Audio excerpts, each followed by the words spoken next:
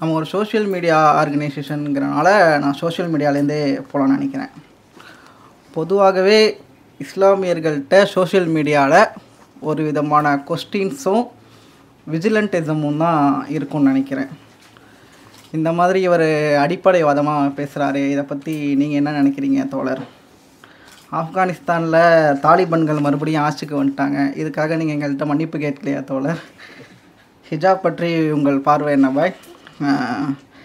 பாலஸ்தீனத்தை உலகமே ஆதரித்தாலும் நீங்கள் ஆதரிக்கிறதுக்கு பின்னாடி அது உங்களுக்குள்ள ஒரு மனவாடு கனெக்ஷன் எதுவும் இருக்கா?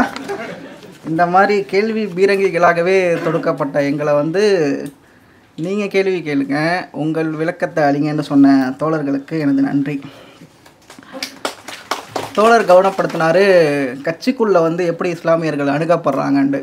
நான் ரொம்ப சிம்பிளாகவே நம்ம இருக்கிற சோஷியல் மீடியாலே முஸ்லீம்கள் இயல்பாகவே ஒரு அதர்னஸுக்கு தான் ஆளாகிறாங்கன்னு நினைக்கிறேன்.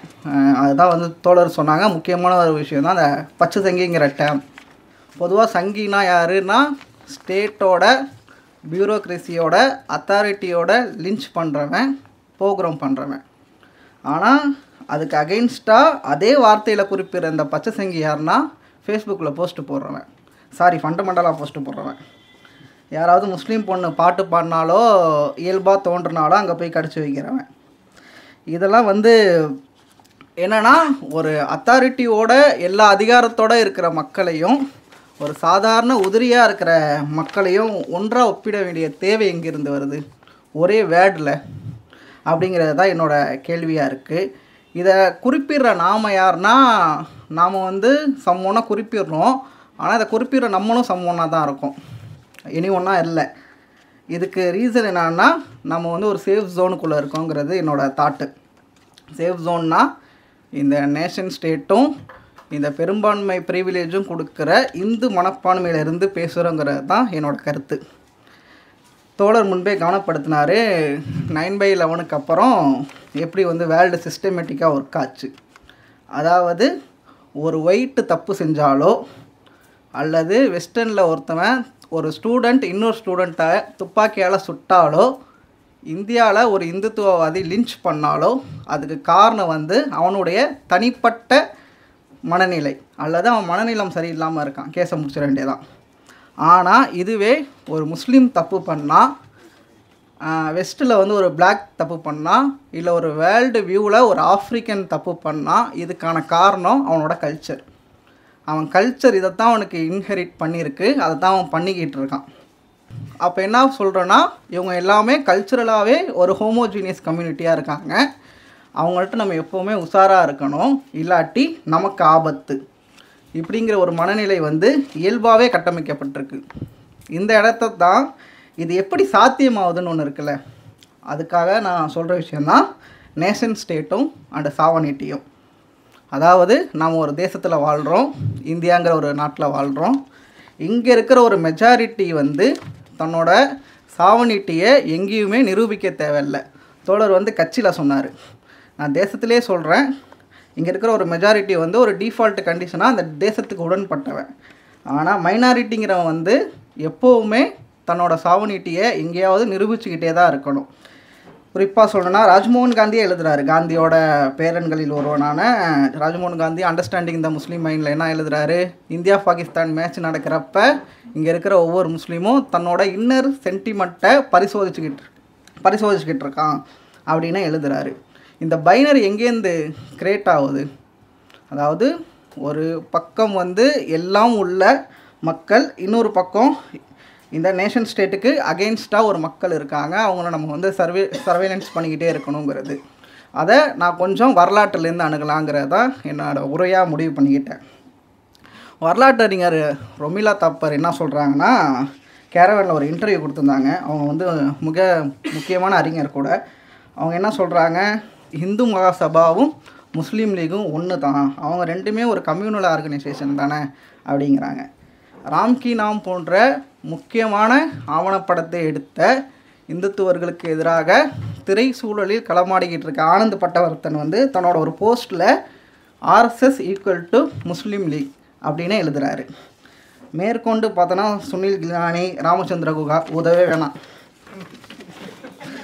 இவங்கெல்லாம் நான் ஏன் குறிப்பிடுறேன்னா, இவங்களாம் லிபரல்ஸ், அதாவது செக்யூலரிசம் பேசுகிற நல்லெண்ணம் உடையவர்கள். இவங்க வந்து முஸ்லீம் லீக் போன்ற ஒரு தனிப்பட்ட இயக்கத்தை குறிப்பிடுறாங்கன்னா இல்லை, முஸ்லீம் அரசியல் திரட்சியே இவங்களுக்கு வந்து ஒரு அதர்னஸாக தெரியுது, ஒரு த்ரெட்டாக இருக்குங்கிறது என்னோடய பார்வையாக இருக்குது. வரலாற்றுலேருந்து சொல்லணும்னா, நான் ஒரு வரலாற்றில் ஆர்வம் உடையவனால ரொமிலா தாப்பர் எனக்கு ரொம்ப பிடிக்கும். அவங்களோட மெத்தடாலஜி அந்த மாதிரிலாம் பெருசாக அவங்க டிட்டர்மினேட் பண்ண மாட்டாங்க வரலாற்றை. அவங்க வந்து வெளிப்படையாக சொல்கிற ஒரு ஆள். இந்தியன் ஹிஸ்ட்ரிங்கிறதே ஒரு கலோனியல் ஹிஸ்ட்ரி தான், கலோனியல் ஸ்காலர்ஷிப்பில் உருவானது தான் இந்தியன் ஹிஸ்ட்ரிங்கிறது. ஆனால் அதே ரொமிலா தாப்பர் பின்னாட்களில் வந்த இந்திய சூழலை குறிப்பிடும்போது இங்கே வந்து 2 பேரலல் ஆஃப் ஹிஸ்ட்ரி உருவானுச்சு. ஒன்று நேஷ்னலிசம் பேசுகிற காங்கிரஸ் மாதிரியான இயக்கங்கள், அவங்க வந்து என்னென்னா ஆன்டி கலோனியல் மூமெண்ட்டு, அவங்க கலோனியல் எதிர்ப்பை வந்து அவங்க வந்து மதச்சார்பற்ற ஒரு மூமெண்ட்டு. இன்னொரு பக்கம் பார்த்தோன்னா முஸ்லீம் லீக், இந்து மகாசபா போன்ற கம்யூனல் மூமெண்ட்டு. இவங்க வந்து ஒரு ரிலீஜியஸ் ஐடென்டிக்குள்ளேயே சுருங்கிட்டாங்க. அதில் ஒரு ரிலீஜனை தாண்டி யாருமே இருக்க முடியாது. அது எங்கே போய் முடிஞ்சிச்சுன்னா பாகிஸ்தானில் போய் முடிஞ்சிச்சு. இது வந்து அவங்க சொல்கிற கருத்தாக இருக்குது. நான் இந்த கருத்தை வந்து ஒரு இதாக எடுத்துக்கிட்டு தான் இதாக நினைக்கிறேன், பேசலாம்னு நினைக்கிறேன். First nationalism.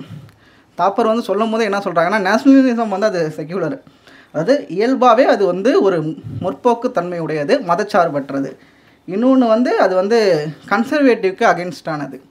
மூணாவது அது வந்து கலோனியல் அடக்குமுறைக்கு எதிராக உருவான ஒரு அமைப்பு.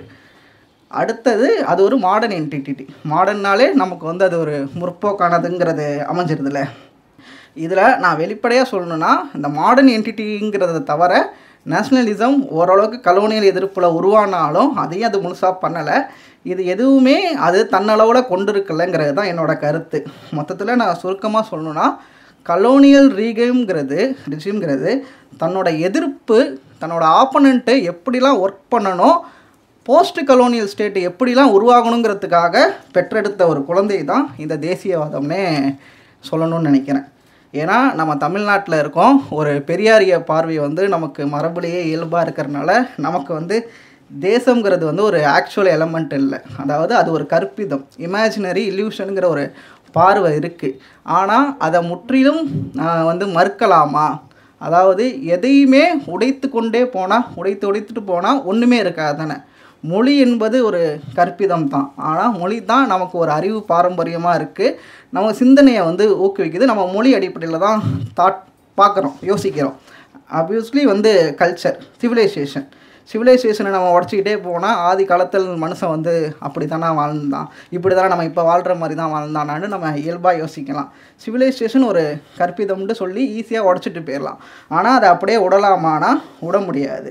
அதே மாதிரி தான் தேசியம் ஒரு கற்பிதமே ஆனாலும் அதை சும்மாவே கற்பிதம்னு சொல்லி மறுக்க முடியாது. ஏன்னா அது தனக்குண்டு ஒரு பண்பை உருவாக்கிக்கிச்சு, அந்த பண்பு அடிப்படையில் இயங்கிட்டு வந்துச்சுன்னு நான் சொல்கிறேன். மற்ற அரசுக்கும், அதாவது நம்ம கலோனியல் அரசுக்கும் அதுக்கு முந்தைய அரசுகளுக்கும் இருக்கிற ஒரே வித்தியாசம் என்னன்னா, அதுக்கு முந்தைய அரசுகள் வந்து மக்களை கவர் பண்ணணுன்னு என்றைக்குமே நினச்சது இல்லை, அதாவது மாசை வந்து ஆட்சி செய்யணும் அப்படின்னு நினச்சதே இல்லை. ஆனால் கலோனியல் அரசு தான் வந்து நாட்டில் உள்ள மக்களையும் தனக்கு ஏற்றாது போல் ஆட்சி செய்யணுங்கிறது தான் நினச்சிச்சு. இதைத்தான் வந்து அந்த மக்கள்னால் யாருன்னா பெரும்பான்மை மக்கள். ஒரு கலோனியல் வந்து பெரும்பான்மை மக்களோட முடிஞ்ச அளவுக்கு உடன்பட்டுட்டு போகிறது தனக்கு வந்து சாதகமான ஒன்று, சேஃபான ஒன்றுன்னு நினச்சிச்சு. அதுக்கு என்ன பண்ணணும்னா, இந்தியா மாதிரி ஒரு காம்ப்ளெக்ஸான ஒரு நாட்டில் யார் பெரும்பான்மை யார் சிறுபான்மைன்ட்டு முதல்ல வரையறுக்கணும். இந்தந்த மக்கள் இப்படி சூழலில் வாழ்கிறாங்க, இவங்க வந்து இந்த ரிலீஜன்ட்டு பண்ணணும். இதைத்தான் மம்தானி போன்ற அறிஞர்கள் வந்து பிரிட்டிஷ் வந்து நம்மளை வந்து டிவைட் அண்ட் ரூல் பண்ணல, டிஃபைன் அண்ட் ரூல். அதாவது நம்ம யாருன்ட்டு முதல்ல அவன் தான் டிஃபைன் பண்ணுறான், நீ ஹிந்து, நீ முஸ்லீம், நீ இந்த காஸ்ட்டுன்ட்டு. அதுக்கு முன்னாடி கேஸ்ட்டு, நான் வந்து கேஸ்ட்டே இல்லைன்னு சொல்லலை, அதை வந்து ஒரு இதாக டிஃபைன் பண்ணுறது கலோனியல் ரூலாக தான் இருக்குதுன்னு சொல்கிறேன். 1857 நடந்த புரட்சி வந்து முஸ்லீம் மோனார்ச்சிக்காக நடந்துச்சு. அதில் பெரும்பான்மையான மக்கள் முஸ்லீமாக வாழ்ந்தாங்கன்ட்டு கலோனியலிசம் வந்து நம்புனுச்சு. அதனாலேயே அதுக்கப்புறம் வந்து முஸ்லீம்களை அரசு பணி உட்பட்ட அனைத்துலேயும் பின்னாடி அவங்கள வந்து ஒதுக்க ஆரம்பிச்சிச்சு. அதுக்கப்புறம் இயல்பாகவே கலோனியலிசமுக்கு, அதாவது பிரிட்டனுக்கு ஒரு யூரோப்பியன் அண்டகனிசம் இருக்குது இஸ்லாம் மேலே, அதுவும் ஒரு காரணம். இதெல்லாம் பார்க்கும்போது அவங்க வந்து ஒரு நேஷனை நேஷனை ஸ்ட்ரக்சர் பண்ணுற ஒரு தேவை இருக்குது. அதே நேரத்தில் இங்கே இருக்கிற மக்கள், அதாவது இங்கே இருக்கிற உயர் சாதி மக்களுக்கு, பார்ப்பனர்களுக்கு ஒரு நெருக்கடி வருது. அதாவது அது பொலிட்டிக்கல் நெருக்கடின்னு நான் சொல்ல மாட்டேன், கல்ச்சுரல் நெருக்கடி. அதாவது ஹிந்து ரிவைவலிசம் மூமெண்ட், அதாவது கலோனியலும் நவீனமும் வந்து ஓரளவுக்கு கல்ச்சரை வந்து சேஞ்ச் பண்ணுது. கல்ச்சரை வந்து அதோட பண்பு வந்து இயல்பாகவே இதெல்லாம் மாற்றும் போது இவங்களுக்கு வந்து இந்து மதத்தை மீட்டுருவாக்கணும், இது பண்ணணுன்ற ஒரு தேவை வருது. அப்போ எப்படி மீட்டுருவாக்குறது? இந்து மதத்தில் அந்தந்த காலத்துக்கு ஏற்பட்ட கூறுகளெல்லாம் நம்ம முடிஞ்ச அளவுக்கு வந்து விட்டுட்டு இந்த காலத்துக்கு ஏற்றாப்புல நவீனத்தோட உடன்பட்டு போகிறாப்புல நம்ம இந்து மதத்தை வடிவமைக்கணும்னு அவங்க வந்து நினைக்கிறாங்க. அப்படி அவங்க பண்ணதில் முக்கியமான வேலை தான் ஹிந்து ரிவைவலிசம்ங்கிறத நேஷன் ஸ்டேட்டோட, அதாவது தேசியவாதம் என்ற கருத்தோட இணைச்சது. அதாவது அரவிந்தர் என்ன சொல்கிறாருன்னா, தேசியம் என்பது கடவுளால் அருளப்பட்ட மதம். தேசியவாதியாக இருக்க விரும்பினால் இந்த தேசிய மதத்திற்கு இசைய வேண்டும். அதாவது அவர் இந்து மதத்தை கடவுளால் அருளப்பட்ட மதம்னு சொல்லலை, நம்ம இந்து மதத்தை காப்பாற்றணும்னு சொல்லலை, இந்த தேசத்தை காப்பாற்றணுங்கிறது பின்னாட்களில் வந்த எல்லா இந்துத்துவர்களோட கோட்டுமே தேசத்தை மீன் பண்ணி தான் இருக்குமே தவிர ஹிந்து மதம் அந்த தியாலஜியை மீன் பண்ணி பெரும்பாலும் இருக்கிறதுல. கோல்வாக்கர் கூட சொல்கிறாரு, நம்ம தெய்வ பக்தி இல்லாமல் இருக்கிறது தான் இவங்களாம் இல்லாமல் இருக்கிறது காரணம் இல்லை, இவங்களாம் வந்து நம்மளை ஆட்சி செய்கிறதுக்கு தேசபக்தி இல்லாமல் இருக்கிறது தான் காரணங்கிறது. தேசத்துக்கும் உனக்கு என்ன சம்பந்தம் முதல்ல எனக்கு தெரில. சாவக்கர் வந்து இதுக்கு வந்து மாஸ்டர் பீஸாக பின்னாடி ஒரு இதை கொடுக்குறாரு. அதான் நம்ம சட்டத்துலேயும் இருக்குது கெடுவாய்ப்பாக. இந்து மதம் என்பது இந்திய நிலம், அது வந்து ஒரு கல்ச்சர் கிடையாது, ரிலீஜன் கிடையாது, அது ஒரு நிலம்ங்கிறதுல இவங்க வந்து தெளிவாக ஒரு வரையறை விடிச்சாங்க. அதுதான் வந்து சொல்கிறது என்னென்னா, அந்த இந்துத்துவா மூமெண்ட்டுங்கிறதே அடிப்படையில் அதுக்கு முன்னாடி இருந்த எல்லா கன்சர்வேட்டிவ் பேராடிகமையும் ஒதுக்கிட்டு நேஷன் ஸ்டேட்டோடு இணைஞ்சு ஒரு மாடர்ன் ஃபினாமினாவாக உருவாகுது. இதுதான் என்னோட இது. அதாவது பிரிட்டிஷ் வந்து ஒரு மாடர்ன் ஸ்டேட்டை டிஃபைன் பண்ணுறதுக்கு பிரிட்டிஷுக்கு ஒரு தேவை இருக்குது. அதே நேரத்தில் இந்த ஹிந்து ரிவைவல் மூமெண்ட்டு இந்து கல்ச்சருங்கிறத நிலத்தின் அடிப்படையில் ஒரு ஸ்டேட்டுங்கிற ஒரு அடிப்படையில் உருவாக்குறாங்க. இந்த ரெண்டும் சேர்ந்து இந்த தேசம், இந்து தேசம், இந்திய தேசங்கிற ஒரு கட்டமைப்போடு உருவாக்குறாங்க. இதோட ஒரு ஆர்கனைசேஷனாக பெஸ்ட் எக்ஸாம்பிளாக காங்கிரஸ் சொல்லலாம், தப்பு கிடையாது. இந்த இடத்துல இவங்களுக்கு வந்து இது வந்து ஒரு ஸ்ட்ரக்சர் ஆயிடுச்சு, ஸ்மூத்தாக போகுது. இந்த இடத்துல ஒரு நெருக்கடி வருதுன்னு நினைக்கிறேன். அது வந்து அதுவும் பிளானடாக வரல, இயல்பாக வந்த நெருக்கடி. அதாவது இந்த இந்திய நிலம்ங்கிறது பெரும்பான்மையினருக்கு உட்பட்ட நிலம். இங்கு நம்ம ஆளுகை தான். கலோனியல் பீரியட் வந்து அது அப்போ பெருசாக இவங்களுக்கு வந்து அந்த கலோனியல் அடக்குமுறை வந்து ஒரு விஷயமா தெரில. காங்கிரஸை உருவாக்குனதே பிரிட்டிஷு. அது அவங்க அப்போ ரொம்ப இணக்கமாக தான் இருந்தாங்க. அது காலப்போக்கில் அது வந்து பிரிட்டிஷ் எதிர்ப்பு இயக்கமாகவும் உருவாகுது. ஆனால் ஓகே, மெஜாரிட்டியன் பீப்புள் ஒரு நேஷன் ஸ்டேட்டு எல்லாத்தையும் ஒரு மாடர்னாக க்ரியேட் பண்ணி செட்டில் ஆகிட்டோன்னு நினைக்கும் போது தான் 1905 வந்து பெங்கால் பேரிட்டிஷன் நடக்குது, வங்க பிரிவினை. அப்போ தான் இவங்களோட அந்த ஸ்ட்ரக்சரே வந்து ஒரு கேள்விக்குள்ளாகுது. அதாவது 1757 நடந்த பிளாசி வாருக்கு அப்புறம் தான் பிளாசி வார் பெங்கால் நடக்குது. பிரிட்டிஷோட முதலான ஒரு பிராந்தியமாக பெங்கால் ஆகுது. அதுக்கப்புறம் அவங்க பக்கத்தில் பிடிக்கிற எல்லா பிராந்தியத்தையும் பெங்காலோட கனெக்ட் பண்ணுறாங்க. 1826 அஸ்ஸாம் உட்பட நார்த் ஈஸ்ட் வந்து பெங்காலோட ஒரு ரீஜனாக மாறுது. ஆனால் ஓரளவுக்கு நிர்வாக சிக்கல் இதெல்லாம் நடக்கும்போது 1874 பெங்கால்லேருந்து அஸ்ஸாம் வந்து பெரியுது, அஸ்ஸாம் உட்பட்ட நார்த் ஈஸ்ட்டு. அப்போலாம் எந்த பிரச்சனையும் வரல. ஆனால் இந்த ஹிந்து ரிவைவலிசமும் இந்த அவங்க தன்னை ஒரு தேசியமாக உருவாக்கிக்கிட்டதும் பெருசாக ஒரு ஸ்ட்ரக்சர் ஆனதுக்கப்புறம் உருவானது தான் இந்த பெங்கால் பேரிட்டேஷன் 1905. பெங்கால் வந்து ஒரு பெரிய நிலப்பரப்பாக இருக்குது. இதை நம்ம ஒரு நிர்வாக இதுக்காக பிரித்தா நல்லாயிருக்கும்னு பிரிட்டிஷ் முடிவு பண்ணுது. அது எப்படி பிரிக்கிறாங்கன்னா, வெஸ்ட் பெங்கால், ஈஸ்ட் பெங்கால். அப்போதைய வெஸ்ட் பெங்காலில் இப்போ இருக்கிற பங்களாதேஷும் இருந்துச்சு. ஈஸ்ட் பெங்காலில் பீகார், ஒடிசா உட்பட்ட அதுவும் ஒரு ப்ராடாக தான் இருந்துச்சு. அவ்வளோ பெரிய நிலப்பரப்பை கொண்ட பெங்காலாக இருந்துச்சு. வெஸ்ட் பெங்காலில் வந்து 4.2 crore ஹிந்துஸ், 90 lakhs முஸ்லீம்ஸ், 90 லட்சம் முஸ்லீம்கள். ஆனால் ஈஸ்ட் பெங்காலில் 1.8 கோடி முஸ்லீம்கள், 1.2 கோடி இந்துக்கள். இங்கே தான் ஒரு மிகப்பெரிய இதே வருது. அதாவது இந்த தேசம், அதாவது தேசம் மதம் இல்லை, இந்துக்களுக்கான ஒரு தேசம், இந்து அடையாளத்தை தாங்கியிருக்கிற ஒரு தேசம்னு இருக்கும்போது அந்த தேசத்துக்குள்ள முஸ்லீம் மெஜாரிட்டியாக ஒரு பிராந்தியம் பிரியுது. பக்கத்தில் இருக்கிற வெஸ்ட் பெங்காலில் 90 லட்சம் முஸ்லீம்கள் 4.2 crore இந்துக்களோட எதிராக இருக்காங்க. அது இவங்களுக்கு ஒரு பிரச்சனையாக தெரில. ஆனால் ஈஸ்ட் பெங்காலில் 1.8 கோடி முஸ்லீம்களை 1.2 கோடி இந்துக்கள் சிறுபான்மையாக இருக்கிற மாதிரி ஒரு பிராந்தியம் எப்படி பிரிக்க முடியுங்கிறது இவங்களோட இது வரைக்கும் பண்ணிக்கிட்டு இருந்த இதில் முதல் அடி அங்கே தான் விழுது. இங்கே தான் நம்ம இந்தியன் நேஷ்னலிசமும் ஹிந்து நேஷ்னலிசம்ங்கிறது எப்படி தன்னோட முகத்தை காட்டுது அப்படிங்கிறது நமக்கு தெரிய வருது. அம்ரிதா பஜாருங்கிற ஒரு பத்திரிக்கையை இயல்பாகவே சொல்லுது, இது இந்துக்களுக்கும் முஸ்லீம்களுக்குமான பிரச்சனை. அதாவது முஸ்லீம் தொழிலாளர்களை இந்து நில உடைமையாளர்கள்லேருந்து பிரிட்டிஷ் அரசு பிரிக்க பார்க்குது. இது வந்து எங்கள் தன்மானத்துக்கான பிரச்சனைங்குது. சுரேந்திரநாத் பானர்ஜி வெளிப்படையாகவே இந்த தேசம் இயக்கம் என்பது இந்து இயக்கம், இந்து இயக்கத்தை வந்து பிரிட்டிஷ் வந்து இப்படி பகச்சிக்கக்கூடாது அப்படின்ட்டு சொல்கிறாரு. அவர் வந்து இந்துத்துவவாதிகளால் ராஷ்டிரகுரு என்று அன்போடு அழைக்கப்படுகிறார். One of the founding member of Congress, Indian National Congress. அவர் வெளிப்படையாக இந்த இயக்கம் என்பது இந்து இயக்கம் தான், நாங்கள் போராடுறது எங்களுடைய இந்து மேலாண்மையை காக்கிறதுக்கு தான் அப்படிங்கிறாரு. இதே காலத்தில் தான் அதுக்கு முன்பாக வந்தாலும் ஒரு பாடல் பிரபலமாக பாடப்பட்டது, அது வந்தே மாதரம்.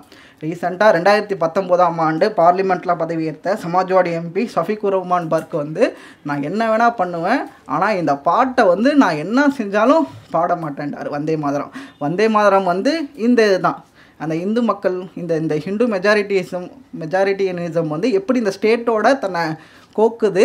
அப்போ தன்னோட எதிரியாக ஒரு பீப்புளை கட்டமைக்குதுல, முஸ்லீம்களை கட்டமைக்கும் போது அது பிரிட்டிஷை வந்து அந்த பாட்டில் புகழ்ந்துட்டு இஸ்லாமியர்களை எதிர்த்தரப்பாக வைக்கிது. பின்னாட்களில் வந்த இந்திய தேசியம் அதனால் உடன்பட்டதோ என்னமோ இந்திய தேசியத்தின் தேசிய பாடலாகவும் அதுவே இருக்குது. இங்கே தான் முஸ்லீம்களோட ரெப்ரசன்டேஷன் குறித்த ஒரு கேள்வியே வருது. அதாவது அதுக்கு முன்னாடி முஸ்லீம்ஸ் வந்து கல்ச்சுரலாக 1-2 பண்ணாலும் பெங்காலில் நம்ம வாய்ஸ்லெஸ்ஸாக இருக்கும். இவ்வளவு அந்த பெங்கால் பேரிட்டிஷனுங்கிறது பயங்கரமான வயலன்ஸையும் க்ரியேட் பண்ணுச்சு. அது இயல்பு, அவங்களோட இயல்புல.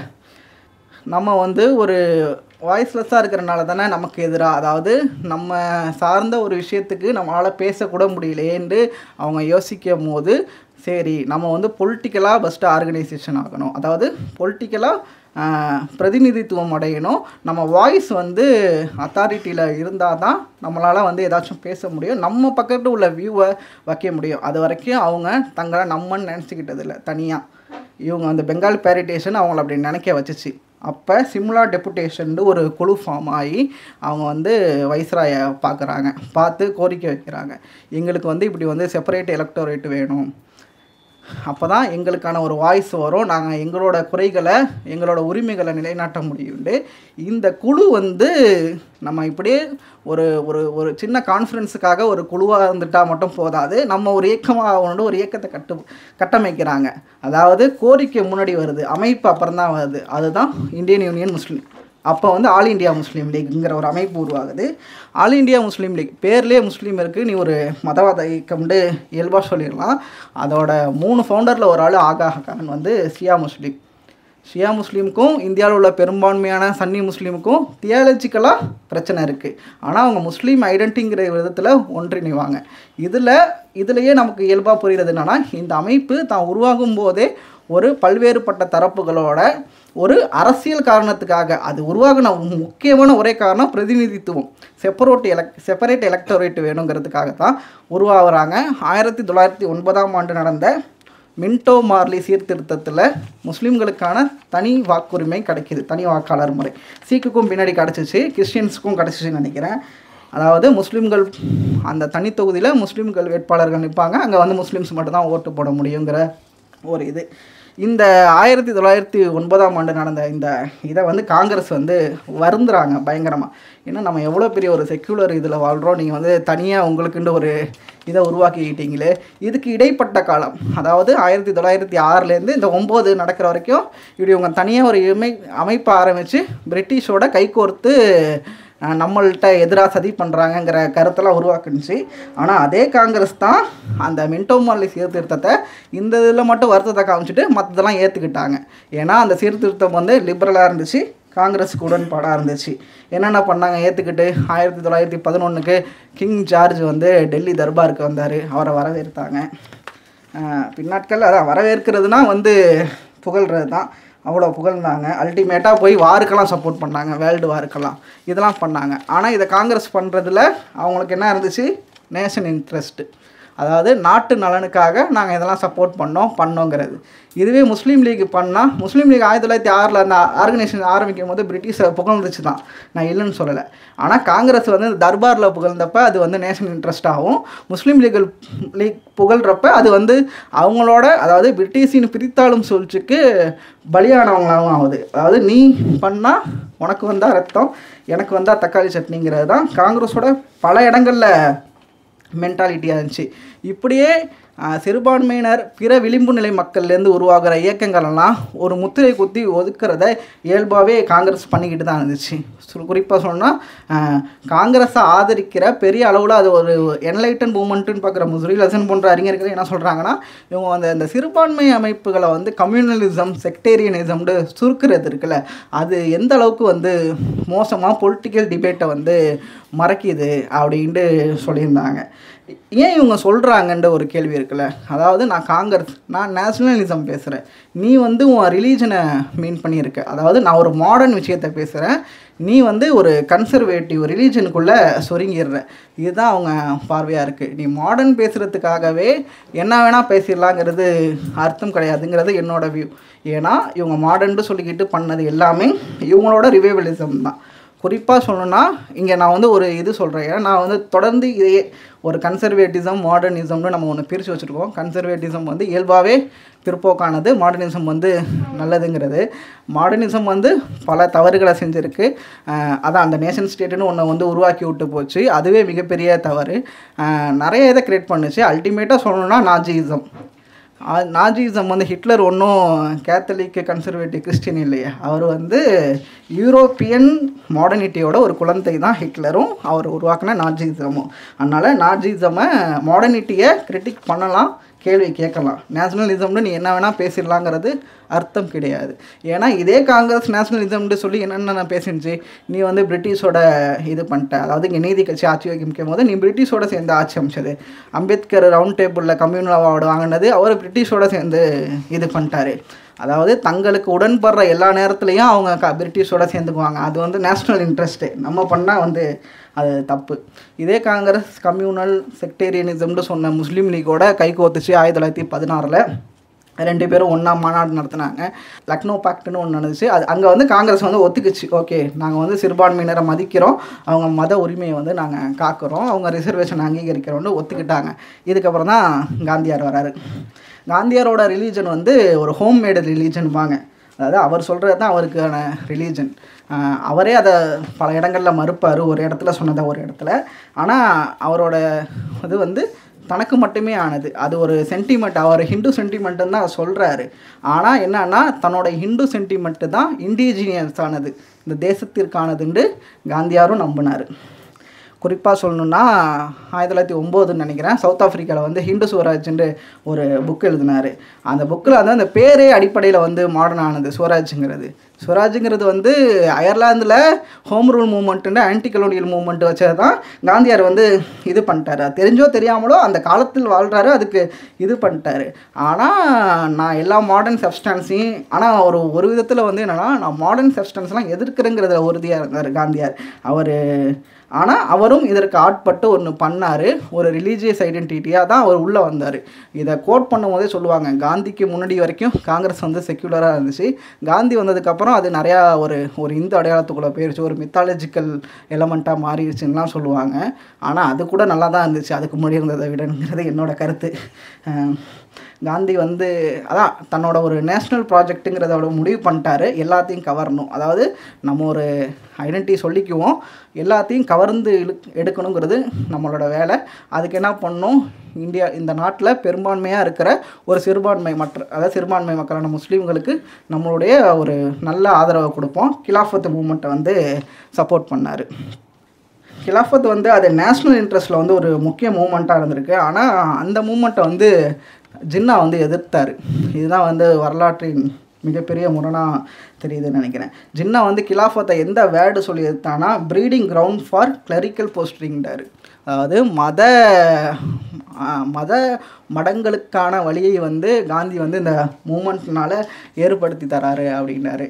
இதனால தான் நேருவையும் ஜின்னாவையும் நான் ஒப்பிடும்போது நான் இயல்பாக சொல்கிறது என்னென்னா, நேரு வந்து ஒரு இன்டர்செக்ஷனல் லிபரல். ஆனால் ஜின்னா வந்து அடிப்படையிலே ஒரு கோர் லிபரலுமே. ஏன்னா ஜின்னா தன்னோட மதம் கல்ச்சர் கொடுத்த எல்லா ப்ரிவிலேஜையும் உதறின லிபரலாக இருந்தார். நேரு அதை எல்லாத்தையும் அனுபவித்த லிபரலாக இருந்தார். ஜின்னாட்ட கேட்கும்போது நீங்கள் யாருன்னு கேட்கும்போது அவர் சொன்ன பதில், நான் முதலில் ஒரு தேசியவாதி, இரண்டாவது ஒரு தேசியவாதி, மூன்றாவதும் ஒரு தேசியவாதி அப்படின்ட்டார். அந்தளவுக்கு அவர் ஒரு வெஸ்டர்ன் பர்சனாக தன்னை காட்டிக்கிட்டார். ஜின்னாவின் அன்பிற்குரிய, ஜின்னாவை மிகவும் நேசித்த அம்மையார் கவிக்குயில் சரோஜினி நாயுடு தான் அந்த பட்டத்தை கொடுத்தாங்க. And ambassador of Hindu Muslim unity, Hindu Muslim ஒற்றுமையின் தூதுவர் அவர். ஆனால் அப்படிப்பட்டவர் காங்கிரஸிலிருந்து வெளியேறுகிறார். ஜின்னா வெளியேறாரு. பின்னாடியே பல முஸ்லீம் தலைவர்கள் தங்களோட தனிப்பட்ட விஷயங்கள், அதாவது இந்த காங்கிரஸ் ஒரு லிபரல் மூவ்மெண்ட்டுன்னு நினச்ச பலரும் வெளியேறாங்க. இதுக்கப்புறம் தான் ஜின்னா வந்து ஒரு முஸ்லீம், அப்பையும் வந்து அவர் முஸ்லீம் லீக்லலாம் உடனே இணையலை. அவர் முஸ்லீம் லீக்கில் இருந்தார், ஆனால் தனிப்பட்ட இடத்துல ஒரு முஸ்லீம் லீக் அடையாளமாக காட்டிக்கல. 1928 நேரு ரிப்போர்ட், அதாவது பிரிட்டிஷ்காரன் கேட்குறான் உன்னால் தனியாக வந்து சட்டம் எழுத முடியுமான்னு இவங்க எழுதுகிறாங்க. நேரு ரிப்போர்ட், அதாவது நேருவோட தந்தை மோதிலால் நேரு எழுதுகிறாரு. அப்போ வந்து ஜின்னா வந்து கோரிக்கை வைக்கிறாரு, முஸ்லீம்களுக்கு நீங்கள் செப்பரேட் எலக்டர் விட்டு தரணும் அப்படின்ட்டு. அவங்க வந்து அதெல்லாம் முடியாது அப்படின்றாங்க. ஏன்னா நம்ம செக்யூலர் நாட்டில் வாழ்கிறோம் இல்லையா, அதனால் அதெல்லாம் முடியாதுன்றாங்க. நான் செப்பரேட் எலக்டர் விட்டு தரேன், ஆனால் நீங்கள் முஸ்லீம் மெஜாரிட்டியாக இருக்கிற ப்ரொவின்ஸ்லையாச்சும் அவங்களுக்கான பிரதிநிதித்துவத்தை வந்து உறுதிப்படுத்துங்க. ஃபெடரலில் வந்து 3/1 அவங்களுக்கு பிரதிநிதித்துவம் தாங்க அப்படிங்கிறாரு. ஆனால் இவங்க அதுக்கு ஒத்துக்கவே இல்லை. ஏன்னா 3/1 இருக்கும் போது அவன் இருக்கான், அதனால் அவன் பிரதிநிதித்துவம் கேட்குறான். ஆனால் இவங்க முடியாதுன்றாங்க. அதுக்கு வந்து மோதிலால் நேரு என்ன சொல்கிறாருன்னா, they could be settled by throwing them a few crumbs here and there. அதாவது நீ பெரும்பான்மையாக இருக்க, உனக்கு பிரதிநிதித்துவம்னா நீ அங்கே ஒன்று இங்கே ஒன்று சிதறி கடை, யாருக்கு வேணாண்டா. இதை வந்து நான் வெறும் நக்கலுங்கிறத விட ஒரு பண்டிட்டோட நக்கல்டு தான் என்னால், பண்டிட் சாதிவெறியோட நக்கல்டு தான் என்னால் எடுத்துக்க முடியுது. ஜின்னா வந்து ஆல் இண்டியா கான்ஃபரன்ஸ்லேயும் அவரை ஒதுக்கிடுறாங்க. அவர் அதுக்கப்புறம் உங்கள் சங்காத்தமே வேணாண்டு கொஞ்ச நாள் வெளில போயிடுறாரு. அதுக்கப்புறம் 1937 எலெக்ஷன், அதுதான் திரும்ப வந்து காங்கிரஸ் வந்து ஒரு ரீஸ்ட்ரக்சர் பண்ணுது. பெரிய ஆண்டர்சன் வந்து அந்த எலெக்ஷனில் வந்து காங்கிரஸோட விக்டரியை வந்து எப்படி சொல்லுவார்னா, the wine of success had done what the water of non violence had failed to do. இது வரைக்கும் காங்கிரஸ் பண்ண அந்த என்ன சொல்கிறது, அது நான் வைலன்ஸ்லாம் பண்ணாதது அந்த விக்ட்ரி பண்ணுச்சு. காங்கிரஸோட ஆண்டை குணத்தை இயல்பாகவே அது வந்து அதிகப்படுத்துச்சு. நான் இந்த கோட்டை வந்து சொல்லி காட்டணும்னு நினைக்கிறேன், நேரம் இல்லை. அதாவது பிரிட்டிஷ் வந்து அது வரைக்கும் இந்தியாவில் உள்ள ட்ரைபல்ஸை, விவசாயிகளை, விளிம்பு நிலை மக்களை அவங்க என்ன நினச்சிட்டு வேணால் போட்டோம், நான் வந்து அவங்கள வந்து ஆட்சி செய்கிறேன்னு எந்த அளவுக்கு செஞ்சிச்சோ அதே இதை தான் காங்கிரஸ் வந்து இந்த 37 எலெக்ஷன் விக்டரியை பார்த்துட்டு செஞ்சிச்சுட்டு அயன் கோப்லெட்டுங்கிற ஒரு தன்னோட இதில் கோட் பண்ணுறாரு. ஏன்னா தான் வெற்றி பெற்றது நான் தான் அடுத்த கலோனியல், இந்த மாதிரி எனக்கு முன்னாடி அவன் இருக்கான், அவனுக்கு அடுத்து நான், அவன் எப்படி இருந்தானோ அப்படி தான் நான் இருப்பேங்கிற ஒரு மமதையை அது கொடுத்துச்சு. இந்த இதில் தான் அவங்க வந்து முஸ்லீம் லீக்கோட யூபியில் வந்து கூட்டணி வச்சு ஆட்சி செஞ்சாங்க. கூட்டணினா வெளிப்படையாக கூட்டணி வச்சு தேர்தலை எதிர்கொண்டாங்க. வெளிப்படையாக அறிவிக்கலை, 2 பேரும் ஒன்றா பிரச்சாரம் செய்கிறது, ஒன்றை நான் தாக்க மாட்டேன், என்ன நீ தாக்க மாட்டேன் அப்படிங்கிறது. இவங்க எலெக்ஷனுக்கு அப்புறம் வந்து மினிஸ்ட்ரியில் இடம் கேட்குறாங்க, கட்சியை கழிச்சிட்டு வாங்குறானுங்க. அதாவது கட்சியை கழிச்சிட்டு வாண்டு வெளிப்படையாக பேசலை. ஆனால் முஸ்லீம் லீக்கு இப்போல்லாம் பண்ணான், ஒட்டுமொத்தமாக கட்சியை கழிச்சிட்டு வந்தால் கூட்டணியில் பிரதிநிதித்துவம்னாங்க. ஆனால் அப்போது காங்கிரஸில் இந்து மகாசபையில் இருந்துக்கிட்டு பலரும் காங்கிரஸில் இருந்தாங்க. அவங்க இந்து மகாசபாவை கழிச்சிட்டு வான்னு சொல்ல, ஏன்னா 2 ஒன்று தானே. இதுக்கப்புறம் வந்து என்னென்னா, இவங்க ஒரு ஹிந்துக்கான ஒரு பார்ட்டியாக இருந்தாங்கன்னா அதுவும் இல்லை. 8 மாகாணத்தில் காங்கிரஸ் ஆட்சி அமைச்சிச்சு, 8துலேயுமே வந்து பார்ப்பனர்கள். மகாராஷ்டிராவில் ஒரு பார்சி வந்து ஆட்சி, அவர் தான் சிஎம்மாக தேர்ந்தெடுக்கணுன்னு ஒரு தேவை இருந்துச்சு. அவங்க நார்த் ஈஸ்ட் இதில் யூபியில் இயல்பாகவே அவங்க ஒரு முஸ்லீமுக்கு கொடுத்துருக்கலாம், ஆனால் அவங்க கொடுக்கல. 8லேயுமே பார்ப்பனர்கள். தமிழ்நாட்டில் நம்ம அது சக்கரவர்த்தி திருமகனாரை சேர்த்து அவருடைய ஆட்சி எப்படி இருந்துச்சுன்னு சொல்ல தேவையில்லைன்னு நினைக்கிறேன்.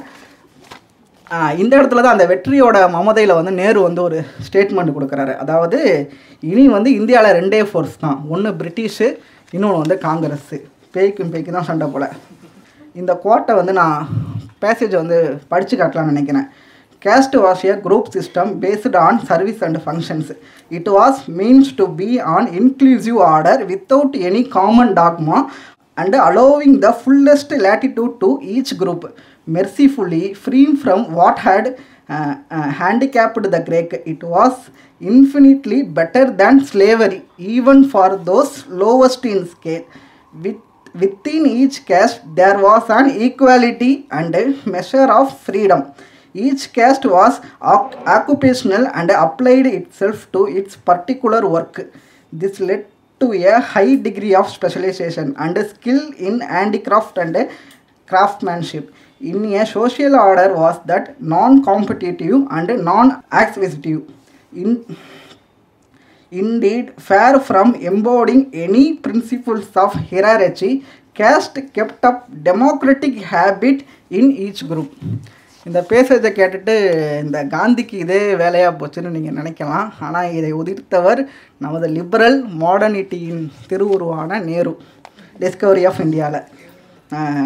நேரு வந்து அதுக்கு முன்னாடி பேசின இந்தியாவில் ஓரளவுக்கு இருந்த ஒரு இந்தியா வந்து ஒரு யூனிட்டியான இது, அதெல்லாம் அவரோட இதில் வந்து தாட்டில் இருந்தது இல்லை. அவர் தன்னை வந்து ஒரு ஹிந்து அடையாளமாக தான் காட்டிக்கொண்டார்னா வெளியில் லிபரலிசம் பேசினார். தன்னுடைய உள்ளார்ந்த தரிசனமாக இந்துவை தான் பார்த்தார். அதுதான் தேசிய மதமாகவும் அறிவித்தார்.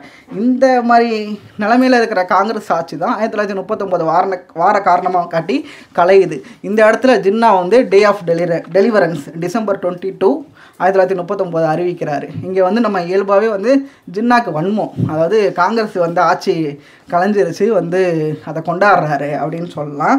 அம்பேத்கர் வந்து ஜின்னாவை சப்போர்ட் பண்ணி பாம்பேயில் அவர் கையை பிடிச்சி தூக்கிக்கிட்டு இதை கொண்டாடினார். பெரியார் வந்து இங்கே என்ன சொன்னார்னா, காங்கிரஸ் என்ற நாட்டின் அச்சுறுத்தல் ஒளிந்ததை பெரிய அளவில் கொண்டாட வேண்டும் அப்படின்னாரு. ஏன்னா அங்கே இப்போ ஹிந்தி இம்போசிஷன் ரொம்ப தீவிரமாக இருந்துச்சு. அதுக்கப்புறம் அந்த வரலாற்று சிறப்புமிக்க ஒரு மீட்டிங் 1940 ஜனவரி 8, பெரியார், அம்பேத்கர், ஜின்னா 3 பேரும் மும்பையில் மீட் பண்ணுறாங்க. அங்கே தீர்மானத்தை தாண்டி அவங்க பேசிக்கிட்ட கவனப்படுத்தின விஷயங்களை மட்டும் நான் கோட் பண்ணலாம்னு நினைக்கிறேன். காங்கிரஸுக்குள் பார்ப்பனர் அல்லாதோர் எதிர்ப்பு இயக்கத்தை கட்ட வேண்டும். பார்ப்பனர் அல்லாதோர் முஸ்லீம்கள், தலித்துகள் காங்கிரஸிலிருந்து வெளியேற வேண்டும். காங்கிரஸை ஒன்றிணைந்து எதிர்க்க வேண்டும். இந்தி எதிர்ப்பு. பார்ப்பனர் அல்லாதோர் முஸ்லீம்கள், தலித்துகள் ஒன்றிணைந்து செயல்பட வேண்டும். முஸ்லீம்கள், திராவிடர்கள், மகர்களுக்கான தனி தேசத்தை முறையிடலாம். இதை கேட்கும்போது நீ வந்து ஒரு முஸ்லீம் கொஸ்டின் பேசும்போது அம்பேத்கர், பெரியார்ண்டு உனக்கு ஆள் சேர்க்குறியாண்டு நினச்சிக்கலாம். ஆனால் அவர் அப்போ சொன்னார்ல, இங்கே நாங்கள் 2 ஃபோர்ஸ் தான் இருக்கோன்ட்டு. அது இல்லை, இங்கே ஒரு டைவர்ஸான இந்தியா இருக்குங்கிறது தான் அர்த்தம். இதை தொடர்ந்து தான் ஜின்னா வந்து 1940 பிற்பகுதியில் 2 ஸ்டேட்ஸுங்கிறத அறிவிக்கிறார். பாகிஸ்தான் அறிவிக்கிறாரு. அதுக்கப்புறம் 2 ரெசல்யூஷன், அதாவது 1940 ஆகஸ்ட் ஆஃபர் கொடுக்குறாங்க. 1942 கிரிப்ஸ் கமிஷன் வருது. 2இதுலையுமே வந்து முஸ்லீம் லீக் வந்து தனி தேசங்கிறதுல உறுதியாக இருந்துச்சு.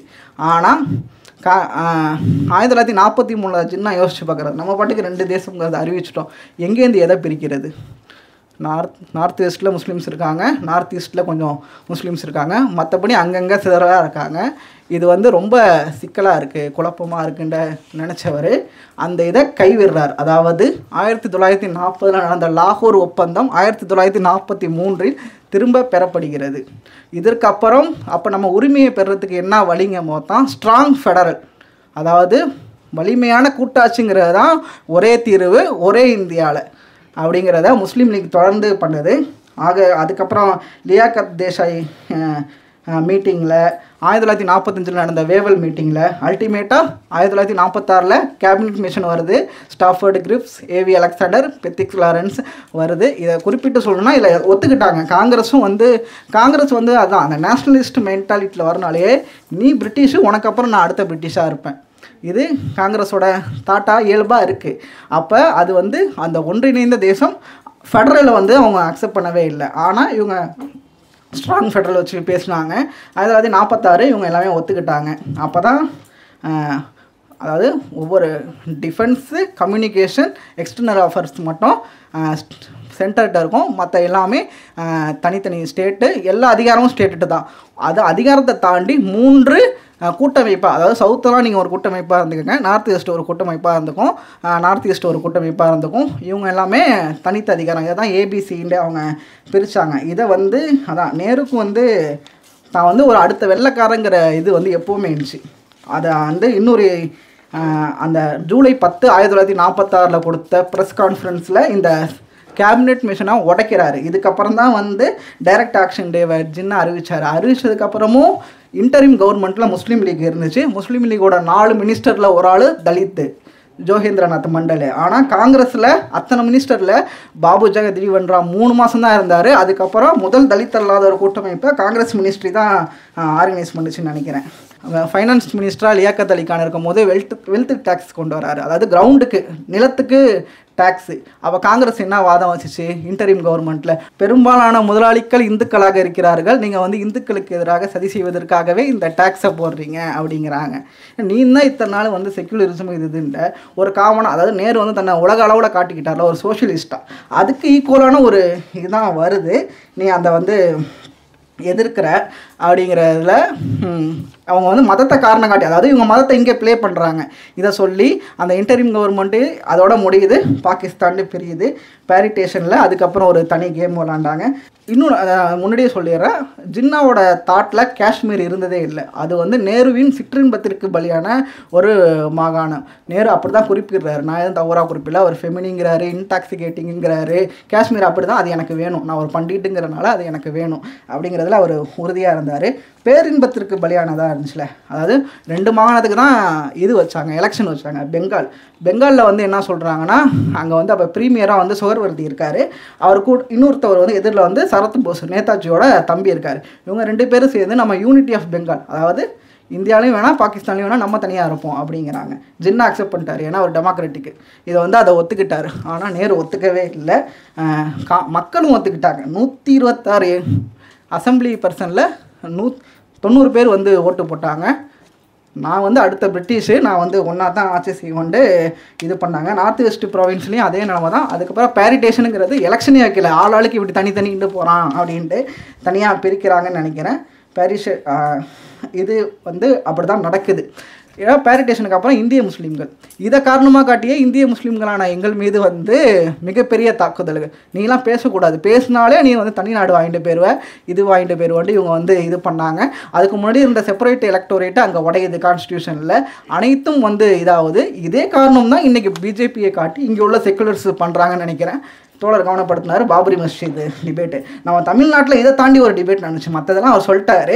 அதாவது என்ன தான் அது பாபரி மஸ்ஜித் புதிய ராமர் கோயிலாக இருந்தாலும் அங்கே வந்து மோடி என்ற ஒரு பார்ப்பனர் இல்லாதவர் போய் வந்து இது பண்ணுறது அப்படிங்கிற அளவுக்கு நம்ம முற்போக்காக பேசணும். ஆனால் அது நம்ம அளவுலேயே சுருங்குது, அதாவது ஒரு பெரும்பான்மை மனப்பான்மையிலே சுருங்குது. அங்கே விக்டிமை நீங்கள் கவனப்படுத்தவே இல்லைங்கிறது என்னோட கருத்து. இதை நான் முடிச்சுட்டு போகிறேன். Once upon a time there was a mask, there should be a mask.